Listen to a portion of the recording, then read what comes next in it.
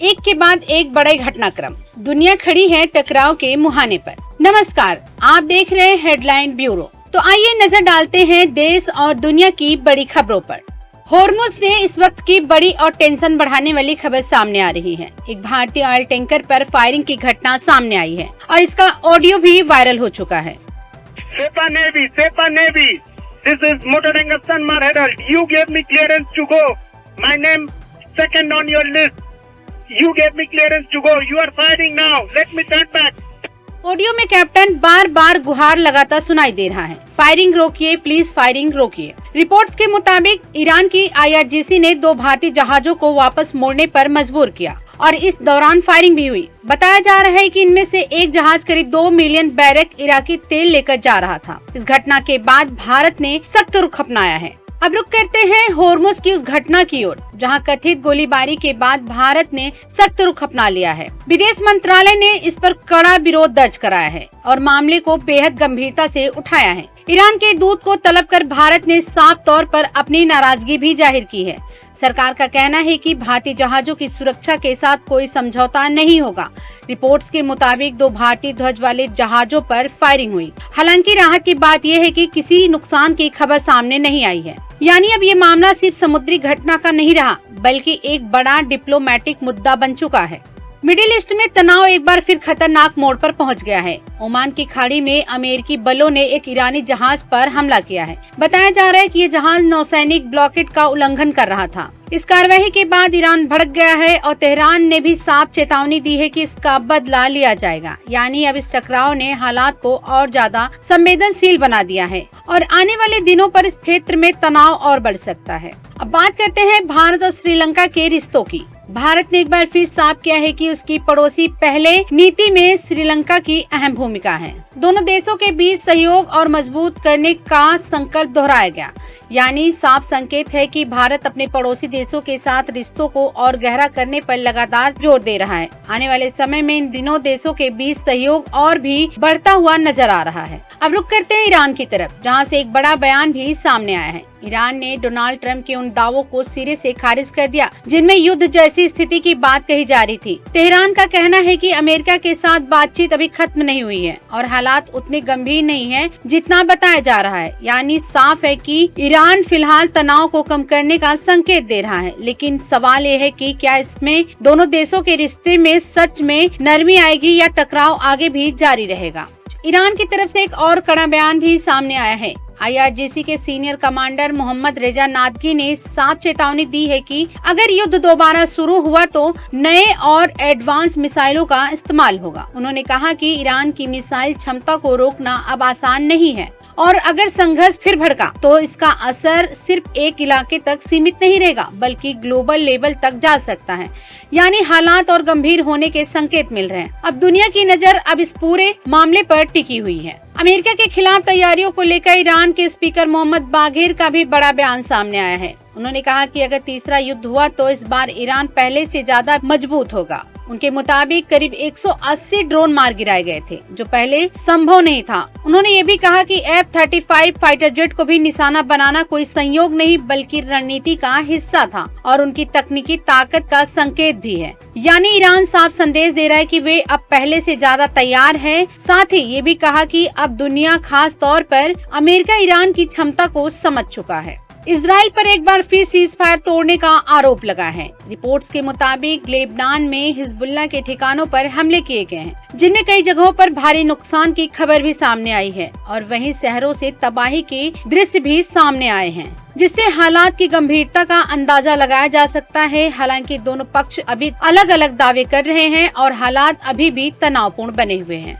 Taiwan straight में तनाव एक बार फिर बढ़ता नजर आ रहा है। रिपोर्ट्स के मुताबिक चीन ने वहां से गुजर रहे जापानी युद्धपोत को ट्रैक किया है। कुछ ही घंटों के बाद चीन ने इलाके में हाई अलर्ट गश्त शुरू कर दिए हैं, जिससे स्थिति और संवेदनशील हो गई है। साथ ही पास के जहाज से एक चीनी नाविक निगरानी करते हुए भी देखा गया। यानी इलाके में गतिविधियां तेज हो रही हैं और हालात पर लगातार नजर रखी जा रही है। मिडिल ईस्ट में तनाव के बीच अब हिजबुल्लाह की तरफ से भी बड़ा बयान सामने आया है। हिजबुल्लाह प्रमुख नईम कासिम ने साफ कहा कहा कि सीज फायर तभी टिकेगा जब इजराइल भी इसका पूरी तरह पालन करेगा। उन्होंने ये भी कहा कि उन्हें दुश्मन पर भरोसा नहीं, इसलिए सिर्फ एक तरफा शांति संभव नहीं, यानी साफ संकेत है कि हालात अभी भी नाजुक बने हैं और सीज फायर की राह आसान नहीं दिख रही। इसी बीच अमेरिकी नाकेबंदी के बाद ईरान ने होर्मुज को फिर से बंद कर दिया। होर्मुज पर इस वक्त सच में सह और मात का खेल चल रहा है। अमेरिका और ईरान के बीच एक बार फिर टकराव तेज हो गया और हालात तेजी से बदलते नजर आ रहे हैं। रिपोर्ट्स के मुताबिक अमेरिकी नाकेबंदी के बाद ईरान ने यू टर्न लेते हुए फिर से प्रतिबंध लगा दिए हैं, जिससे समुद्री रास्तों पर दबाव और बढ़ गया है। अब नजर इस बात पर है कि अमेरिका क्या कदम उठाता है और खासकर डोनाल्ड ट्रंप की इस पर कैसी प्रतिक्रिया होती है, क्योंकि अगर टकराव और बढ़ता है तो इसका असर सिर्फ इस इलाके तक नहीं रहेगा बल्कि पूरी दुनिया की तेल सप्लाई और अर्थव्यवस्था पर पड़ सकता है। दुनिया जहां कई तनाव झेल रहे हैं, वहीं नॉर्थ कोरिया लगातार मिसाइल टेस्ट कर रहा है। वहीं माहौल और गर्म करता नजर आ रहा है। सिर्फ एक महीने में चौथी बार बैलिस्टिक मिसाइल दागी गयी, जिससे दक्षिण कोरिया और जापान दोनों अलर्ट पर आ गए हैं। रिपोर्ट्स के मुताबिक रविवार को हुआ टेस्ट इस साल का 7वां टेस्ट बताया जा रहा है। यानी फर्क साफ है कि नॉर्थ कोरिया अपनी सैन्य ताकत को लगातार दिखाने की कोशिश कर रहा है और इससे क्षेत्र में तनाव और बढ़ सकता है। इसी बीच दक्षिण कोरिया से भी एक और बड़ी खबर सामने आ रही है। दक्षिण कोरिया के जॉइंट चीफ ऑफ स्टाफ ने बताया कि उत्तर कोरिया ने अपने पूर्वी जल क्षेत्र की ओर से कई बैलिस्टिक मिसाइल दागी है। ये फायरिंग सिपनो क्षेत्र से किए गए हैं। अब निगरानी बढ़ा दी गई है और अमेरिका व जापान के साथ जानकारी भी साझा की जा रही है। रक्षा मंत्री राजनाथ सिंह ने पश्चिम एशिया की स्थिति की समीक्षा की। उन्होंने कहा कि हालात अनिश्चित हैं, इसलिए भारत को हर स्थिति के लिए तैयार रहना होगा। बैठक में एक महत्वपूर्ण निर्णय के साथ भारत समुद्री बीमा पुल के गठन को भी मंजूरी दी गई। इससे जोखिम भरे समुद्री रास्तों पर भी भारतीय जहाजों को सस्ता बीमा मिल सकेगा। बैठक में बताया गया कि वैश्विक आपूर्ति चुनौतियां हैं और अमेरिका की कड़ी शर्तों के कारण तेहरान फिलहाल नए दौर के प्रत्यक्ष वार्ता के लिए तैयार नहीं है। होर्मुज में बढ़ते तनाव के बीच अब मामला संयुक्त राष्ट्र महासभा तक पहुंच गया है। संयुक्त राष्ट्र में एक बार फिर से होर्मुज का मुद्दा गरमाया हुआ है। इजराइल के राजदूत ने चीन, फ्रांस और पाकिस्तान पर गंभीर आरोप लगाए हैं। उन्होंने सवाल उठाया कि ईरान को जहाजों की सुरक्षित आवाजाही के लिए कितना पैसा दिया गया। राजदूत का दावा है कि इन देशों ने ईरान के साथ किसी तरह की सीक्रेट डील की है ताकि उनके जहाज बिना रुकावट गुजर सकें। यानी अब ये मुद्दा सिर्फ क्षेत्रीय नहीं रहा बल्कि पूरी तरह ग्लोबल डिप्लोमेटिक टकराव का रूप लेता जा रहा है और बड़े बड़े देश आमने सामने नजर आ रहे हैं। ईरान से भी जुड़े टकराव का असर पूरी दुनिया पर दिख रहा है। रिपोर्ट्स के मुताबिक करीब 50 दिनों में $50 अरब का तेल वैश्विक बाजार से गायब हो चुका है। इससे सप्लाई और कीमतों पर दबाव बढ़ गया है। यानी ये संकट अब सिर्फ सैन्य टकराव तक सीमित नहीं रहा। जानकारों की माने तो इसका असर लंबे समय तक रहेगा। यानी इस टकराव की कीमत अब पूरी दुनिया चुका रही है। दक्षिण कोरिया के राष्ट्रपति ली जे म्योंग भारत पहुंच चुके हैं और ये उनकी पहली आधिकारिक भारत यात्रा है। विदेश मंत्रालय के मुताबिक इस दौरे के दौरान राष्ट्रपति ली प्रधानमंत्री नरेंद्र मोदी और राष्ट्रपति से मुलाकात कर अहम मुद्दों पर चर्चा करेंगे। फोकस रहेगा जहाज निर्माण, व्यापार, निवेश और एआई और सांस्कृतिक सहयोग पर। यानी फर्क साफ है कि भारत और दक्षिण कोरिया अपने रिश्ते को और मजबूत करने की दिशा में एक बड़ा कदम बढ़ा रहे हैं। अब सबकी नजर इस बात पर है कि मुलाकात से कौन कौन बड़े समझौते सामने आते हैं। भारत और रूस के बीच बड़ा रक्षा समझौता हुआ है, जो आने वाले समय में दोनों देशों की सैन्य साझेदारी को और मजबूत कर सकता है। इस डील के तहत अब भारत और रूस एक दूसरे के इलाकों में सेना तैनात कर सकेंगे। दोनों देशों ने सैनिकों, युद्धपोतों और सैन्य विमानों की तैनाती के साफ नियम तय किए हैं। समझौते के मुताबिक एक समय में अधिकतम 3000 सैनिक, 10 विमान और 5 युद्धपोत तैनात किए जा सकेंगे। यानी जरूरत पड़ने पर दोनों देश एक दूसरे को सीधे सैन्य सहयोग दे पाएंगे। इसके अलावा इस समझौते में रसद, तकनीकी सहायता और अन्य सैन्य सहयोग की पूरी व्यवस्था भी शामिल है, जिससे ऑपरेशन और भी आसान और तेज हो सकेंगे। कुल मिलाकर ये डील साफ दिखाती है कि भारत और रूस के रिश्ते अब सिर्फ दोस्ती तक सीमित नहीं हैं, बल्कि रणनीतिक साझेदारी और भी गहरी होती जा रही है। अब रुक करते हैं चुनावी और बाकी सियासी खबरों की ओर और जानते हैं कि इस वक्त राजनीति गलियारे में क्या हलचल चल रही है। तो आइए नजर डालते हैं इस खबर पर। पश्चिम बंगाल में चुनावी माहौल के बीच पीएम नरेंद्र मोदी का एक अलग अंदाज देखने को मिला। झाड़ग्राम में रैली खत्म करने के बाद पीएम मोदी ने एक स्थानीय विक्रेता से झालमुड़ी खाकर छोटा सा ब्रेक लिया। उनका यह सिंपल और देसी अंदाज अब सोशल मीडिया पर तेजी से वायरल हो रहा है। भाई हमें अपना जाल मूली खिलाओ। जय श्री राम सर। हाँ, अच्छे वाला कितने का होता है? 10 पीस है। हाँ, जो भी है बना दो। हाँ हाँ, अरे यही खाएंगे। हाँ हाँ, जाल ज्यादा है, कोई बात नहीं, ज्यादा है तो ज्यादा खाएंगे। बढ़िया बना है।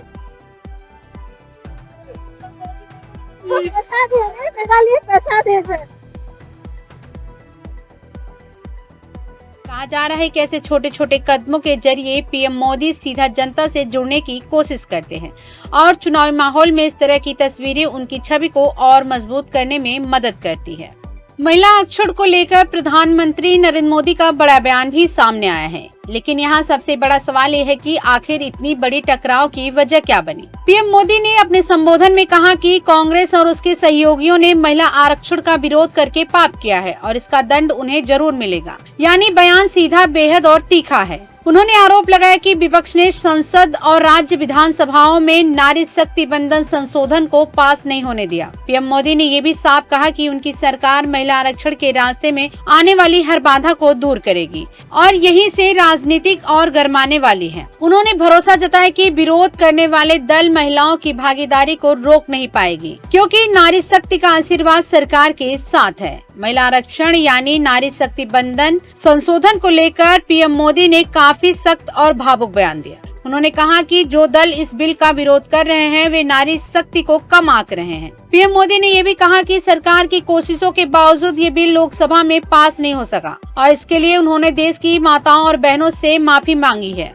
उन्होंने विपक्ष पर आरोप लगाया कि वंशवादी राजनीति का डर ही विरोध की असली वजह है और ये महिलाओं के आत्मसम्मान पर सीधा आघात है। उनके मुताबिक ये संशोधन किसी से कुछ छीनने के लिए नहीं बल्कि सभी को कुछ देने के लिए था और महिलाओं को उनका हक दिलाने की दिशा में ये बड़ा कदम था। वहीं संशोधन बिल को लेकर सियासत और तेज हो गई है। अब सवाल ये है कि इसका असर चुनावी राजनीति पर कितना पड़ेगा। संशोधन बिल के लोकसभा में पास न होने पर सियासत तेज हो गई है। उत्तर प्रदेश के उप मुख्यमंत्री ब्रजेश पाठक ने कांग्रेस और समाजवादी पार्टी पर सीधा हमला बोला है। उन्होंने कहा कि देश और प्रदेश की महिलाएं इन पार्टियों को कभी माफ नहीं करेंगी और विपक्ष को इसका खामियाजा भुगतना पड़ेगा। पाठक ने ये भी कहा कि विपक्ष के पास कोई ठोस मुद्दा नहीं है, इसलिए वे सिर्फ बयानबाजी कर रहे हैं और लोगों को गुमराह करने की कोशिश कर रहे हैं। उनका कहना है कि देश की जनता, खासकर महिलाएं, अब समझ चुकी हैं और उसी हिसाब से फैसला लेंगी। महिला आरक्षण विधेयक को लेकर सियासत और तेज हो गई है। कांग्रेस नेता प्रियंका गांधी ने इस बिल के पास न होने को ही राष्ट्र की जीत बताया है। अपने दिए गए बयान में उन्होंने कहा कि ये फैसला विपक्ष की एकजुटता को दिखाता है। यानी जहां एक तरफ सरकार इस बिल को जरूरी बता रही थी, वहीं विपक्ष इसे अलग नजरिए से देख रहा है। अब इस मुद्दे पर राजनीतिक बहस और भी तेज होने वाली है। महिला आरक्षण विधेयक को लेकर सियासत अब सड़क पर भी नजर आने लगी है। दिल्ली में बीजेपी की महिला कार्यकर्ताओं ने राहुल गांधी के आवास के बाहर प्रदर्शन किया और ये प्रदर्शन विपक्ष के उस रुख के खिलाफ था जिसमें उन्होंने इस बिल का समर्थन नहीं किया। प्रदर्शन के दौरान जमकर नारेबाजी हुई और विपक्ष पर महिलाओं के अधिकारों को नजरअंदाज करने का आरोप लगाया गया। यानी फर्क साफ है कि इस मुद्दे पर माहौल लगातार गर्म हो रहा है। अब इस मुद्दे पर सीएम ममता बनर्जी का भी बयान सामने आया है, जिसे सियासत और गर्मा गई। महिला आरक्षण और परिसीमन को लेकर राजनीतिक घमासान तेज हो गया है। पश्चिम बंगाल की मुख्यमंत्री ममता बनर्जी ने बीजेपी पर तीखा हमला बोला है। उन्होंने कहा कि संसद में बीजेपी का पतन शुरू हो चुका है और इसका असर बंगाल में भी दिखेगा। सीएम ममता ने केंद्र सरकार पर गंभीर आरोप लगाए हैं और इस मुद्दे को बड़ा राजनीतिक मुद्दा बना दिया है। यानी आने वाले दिनों में बयानबाजी और तेज होने वाली है। पश्चिम बंगाल में चुनावी माहौल अब पूरी तरह से चरम पर है। प्रधानमंत्री नरेंद्र मोदी ने बरजोरा, झारग्राम और पश्चिम मिदनापुर में भारी रैलियां की। जेपी नड्डा, राजनाथ सिंह और नितिन नवीन भी अलग अलग जगहों पर प्रचार कर रहे हैं। वहीं ममता बनर्जी भी लगातार जनसभाएं कर रही हैं। यानी दोनों तरफ से पूरी ताकत झोंकी जा रही है। बंगाल चुनाव में कंगना रनौत की एंट्री ने माहौल और गर्मा दिया है। नंदीग्राम में शुभेंदु अधिकारी के समर्थन में उनके रोड शो में भारी भीड़ उमड़ी। कंगना ने कहा, डर के बिना वोट दें, बदलाव का वक्त आ गया है। इससे बीजेपी में जोश बढ़ा है और टीएमसी पर हमले भी तेज हुए हैं। अब देखना होगा कि इसका असर कितना पड़ता है। पश्चिम बंगाल में चुनावी माहौल पूरी तरह से गर्म हो चुका है और सभी पार्टियां पूरे दमखम के साथ प्रचार में जुटी हैं। तृणमूल कांग्रेस प्रमुख और सीएम ममता बनर्जी लगातार अलग अलग जगहों पर जनसभाएं कर रही हैं और अपने पक्ष में माहौल बनाने की कोशिश कर रही हैं। वहीं 23 अप्रैल को 152 विधानसभा सीटों पर मतदान होना है और इसी में हाई प्रोफाइल नंदीग्राम सीट भी शामिल है। इस सीट पर कुल 11 उम्मीदवार मैदान में हैं। बीजेपी ने शुभेंदु अधिकारी को फिर से मैदान में उतारा है, जबकि टीएमसी ने पवित्रकर को उम्मीदवार बनाया है। करीब 2.5 लाख से ज्यादा मतदाताओं वाली सीट पर मुकाबला सीधा और कड़ा माना जा रहा है और सभी की नजरें इसी सीट पर टिकी हुई हैं। समाजवादी पार्टी के प्रमुख अखिलेश यादव ने इंडिया गठबंधन को लेकर बड़ा बयान दिया है। हरियाणा के रेवाड़ी में उन्होंने साफ कहा कि 2027 के उत्तर प्रदेश विधानसभा चुनाव में समाजवादी पार्टी कांग्रेस के साथ मिलकर ही चुनाव लड़ेगी। अखिलेश यादव ने यह भी स्पष्ट किया कि इंडिया ब्लॉक पूरी तरह से एकजुट है और कहीं भी कोई मतभेद नहीं है। दरअसल ये बयान ऐसे समय में सामने आया है जब विपक्ष अपनी चुनावी रणनीति को मजबूत करने में जुटा है, यानी आने वाले चुनाव में विपक्ष एकजुट होकर मुकाबला करने की तैयारी में है। उधर तमिलनाडु में भी चुनाव प्रचार अपने चरम पर पहुंच चुका है। भाजपा नेता और केंद्रीय गृह मंत्री अमित शाह ईरोड जिले के शिवगिरी में चुनाव प्रचार कर रहे हैं और पार्टी के पक्ष में माहौल बनाने की कोशिश कर रहे हैं। वहीं विपक्ष नेता राहुल गांधी ने राज्य के उत्तरी जिलों में प्रचार किया और लोगों से समर्थन मांगा। इसके अलावा राष्ट्रीय जनता दल के तेजस्वी यादव भी मैदान में उतर चुके हैं और उन्होंने कोयम्बटूर, तिरुपुरम और नालगिरी में गठबंधन के समर्थन में अभियान चलाया। यानी तमिलनाडु में भी राजनीतिक सरगर्मी तेजी से बढ़ती जा रही है। पश्चिम बंगाल के शक्तिगढ़ से चुनाव के बीच एक अहम घटनाक्रम सामने आया है। केंद्रीय बलों ने बीजेपी की प्रचार रैली में कथित तौर पर बाधा डाल रहे टीएमसी कार्यकर्ताओं के एक समूह को हिरासत में ले लिया है। बताया जा रहा है कि मौके पर मौजूद जवानों ने उन्हें घेर कर अपने साथ ले गए। घटना से जुड़े वीडियो भी सामने आए हैं, जिनमें केंद्रीय बलों की कार्रवाई साफ दिखाई दे रही है। साथ ही आसपास बीजेपी कार्यकर्ताओं के झंडे भी नजर आ रहे हैं, जिसमें माहौल और ज्यादा राजनीतिक हो गया है। चुनावी माहौल के बीच एक नया सियासी विवाद खड़ा हो गया। विपक्ष ने प्रधानमंत्री नरेंद्र मोदी के भाषण पर बड़ा आरोप लगाया है। कहा जा रहा है कि उनका भाषण चुनावी नियमों का उल्लंघन करता है, जिसको लेकर कुछ राजनीतिक दलों ने कड़ा कदम उठाया है। सीपीआई के सांसद ने मुख्य चुनाव आयुक्त को पत्र लिखकर इस मामले में औपचारिक शिकायत दर्ज कराई है। फिलहाल देश के 5 राज्यों में चुनाव प्रक्रिया जारी है। ऐसे में यह मामला भी संवेदनशील हो गया है। अब सबकी नजर चुनाव आयोग पर है कि क्या ईसीआई इस पर जांच शुरू करेगा और अगर उल्लंघन साबित हुआ तो क्या कार्रवाई होगी। पश्चिम बंगाल से एक और बड़ी खबर सामने आई है। ईडी ने कोलकाता में छापेमारी शुरू की है। ये कार्यवाही कोलकाता पुलिस के डिप्टी कमिश्नर शांतनु सिन्हा, विश्वास और सन इंटरप्राइज के एमडी जॉय कामदार से जुड़े ठिकानों पर हो रही है। कुल 3 जगहों पर तलाशी ली जा रही है, जिनमें 2 ठिकाने विश्वास से और 1 जॉय कामदार से जुड़ा है। बताया जा रहा है कि ये छापे मनी लॉन्ड्रिंग एक्ट के तहत चल रहे केस में मारे जा रहे हैं। भारत सरकार ने समुद्री सेक्टर को लेकर एक बड़ा फैसला लिया है। केंद्रीय कैबिनेट ने भारत समुद्री बीमा कोष को मंजूरी दे दी है। करीब 12,980 करोड़ रुपए का ये कार्यक्रम अगले 10 वर्षों तक लागू रहेगा। इसकी खास बात यह है कि इसमें युद्ध जैसे जोखिम ही कवर किए जाएंगे, यानी खतरनाक हालात में भी जहाजों को बीमा सुरक्षा मिलेगी। ये योजना भारतीय झंडे वाले और भारत नियंत्रित जहाजों पर लागू होगी। उड़ीसा से रेलवे ढांचे को लेकर एक अच्छी खबर सामने आई है। केंद्रीय मंत्री अश्विनी वैष्णव ने बताया कि देश भर में 13,000 से ज्यादा रेलवे स्टेशनों का पुनर्निर्माण हो रहा है। इसी कड़ी में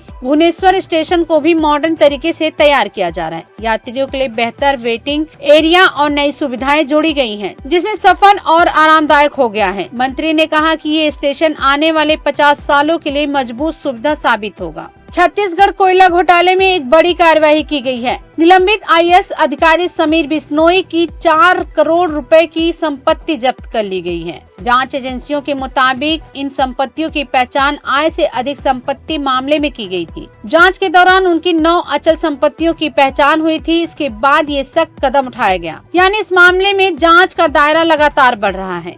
सरकारी कर्मचारियों के लिए बड़ी खुशखबरी सामने आई है। केंद्र सरकार ने महंगाई भत्ता यानी डीए बढ़ाकर 60% कर दिया है। इससे कर्मचारियों की सैलरी में सीधा फायदा होगा। लाखों कर्मचारियों और पेंशनधारकों को इसका सीधा लाभ मिलेगा और कुल मिलाकर ये फैसला सरकारी कर्मचारियों के लिए किसी बड़ी राहत से कम नहीं है। दिल्ली से ट्रांसपोर्ट को लेकर बड़ी अपडेट सामने आई है। मुख्यमंत्री रेखा गुप्ता ने राजधानी में 200 इलेक्ट्रिक बसों को हरी झंडी दिखाकर रवाना किया। साथ ही दिल्ली रोहतक ई बस सेवा भी शुरू कर दी गई। यानी अब सफर होगा ज्यादा क्लीन, सस्ता और पर्यावरण के लिए भी बेहतर। सरकार का लक्ष्य 2026 तक 7000 ई बसें चलाने का है। यानी दिल्ली तेजी से ग्रीन ट्रांसपोर्ट की ओर बढ़ रहा है। इसके अलावा मदनपुर खादर में भी नए बस टर्मिनल का उद्घाटन किया गया, जिससे यात्रियों को और बेहतर सुविधा मिलेगी। चारधाम यात्रा को लेकर धामी सरकार ने इस बार बड़ा और ठोस प्लान तैयार किया है। इस साल श्रद्धालुओं को जाम से राहत देने के लिए 13 नए वैकल्पिक रास्ते बनाए जाएंगे। कैबिनेट मंत्री सतपाल महाराज ने तैयारियों की समीक्षा करते हुए साफ कहा कि यात्रा के दौरान किसी भी तरह की लापरवाही बर्दाश्त नहीं होगी। सरकार का फोकस सिर्फ सड़कों तक सीमित नहीं है, बल्कि रास्तों में साफ सफाई, शौचालय, पीने का पानी, पेट्रोल पंप और होटलों में बेसिक सुविधाएं भी सुनिश्चित की जा रही हैं। इसके अलावा ब्लैक स्पॉट की पहचान, संवेदनशील इलाकों की मैपिंग, एक तरफा यातायात व्यवस्था, वैकल्पिक मार्ग योजना, रोड साइन और क्रैश बैरियर जैसी चीजों पर भी खास ध्यान दिया जा रहा है। यानी इस बार कोशिश यही है कि श्रद्धालुओं की यात्रा सुरक्षित, आसान और बिना जाम की पूरी हो सके। किसान कल्याण मंत्री शिवराज सिंह चौहान ने कृषि क्षेत्र में मौजूदा स्थिति और आने वाले खरीफ सीजन की तैयारियों को लेकर उच्च स्तरीय समीक्षा बैठक की। बैठक में उन्होंने साफ कहा कि सरकार के लिए किसानों का कल्याण सबसे बड़ी प्राथमिकता है। साथ ही अल नीनो की संभावित असर को ध्यान में रखते हुए जरूरी तैयारियों की भी समीक्षा की गई। मंत्री के मुताबिक सरकार हर स्थिति से निपटने के लिए पूरी तरह से तैयार है, ताकि किसानों को किसी तरह की परेशानी न हो और फसल उत्पादन पर कम से कम असर पड़े। इसके अतिरिक्त शिवराज सिंह चौहान ने राज्यों और केंद्र शासित प्रदेशों के ग्रामीण विकास मंत्रियों के साथ वर्चुअल बैठक भी की। बैठक में विकसित भारत रोजगार और ग्रामीण मिशन को लागू करने के लिए राज्यों की तैयारियों की समीक्षा की गई। गोवा की साक्षी सतीश सेन ने मिस इंडिया 2026 का खिताब जीत लिया। ये प्रतियोगिता भुवनेश्वर में आयोजित हुई। महाराष्ट्र की राजनंदिनी पवार रनअप रही। अब साक्षी मिस वर्ल्ड में भारत का प्रतिनिधित्व करेंगी। यानी एक बार फिर भारत को इंटरनेशनल स्टेज पर चमकाने की जिम्मेदारी अब साक्षी के कंधों पर है। उत्तर प्रदेश के फिरोजाबाद में भीषण आग लगने की घटना सामने आई है। जिले की एक सब्जी मंडी में लगी आग में 50 से ज्यादा दुकानें जलकर खाक हो गयी। कई वाहन भी खाक हो गए और करोड़ों का नुकसान हुआ। प्रारंभिक जानकारी के मुताबिक आग लगने की वजह शॉर्ट सर्किट मानी जा रही है। घटना की सूचना मिलते ही पुलिस और दमकल विभाग की टीमें मौके पर पहुंची। आग पर काबू पाने के लिए करीब 1 दर्जन दमकल की गाड़ियों को लगाया गया। कड़ी मशक्कत के बाद दमकल कर्मचारियों ने लगभग 3 घंटे में आग पर काबू पा लिया। छत्तीसगढ़ के शक्ति जिले से एक बड़ी और दुखद खबर सामने आई है। वेदांता के थर्मल पावर प्लांट में 14 अप्रैल को हुए बॉयलर ब्लास्ट मामले में अब बड़ा एक्शन लिया गया है। सबसे अहम बात यह है कि केस में सीधा टॉप मैनेजमेंट पर सवाल उठे हैं। पुलिस ने वेदांता ग्रुप के चेयरमैन अनिल अग्रवाल समेत 8 से 10 लोगों के खिलाफ FIR दर्ज की है। शुरुआती जांच में सामने आया है कि मेंटेनेंस में कमी, ज्यादा ईंधन जमा होना और सुरक्षा नियमों की अनदेखी हादसे की बड़ी वजह हो सकती है। यानी ये सिर्फ हादसा नहीं बल्कि लापरवाही का मामला भी सामने आ रहा है। इस ब्लास्ट में अब तक 20 से ज्यादा लोगों की मौत हो चुकी है और कई लोग घायल भी बताए जा रहे हैं। फिलहाल पुलिस ने गंभीर धाराओं में केस दर्ज कर लिया है और जांच जारी है। अब सबसे बड़ा सवाल ये है कि इस हादसे के लिए जिम्मेदार कौन है।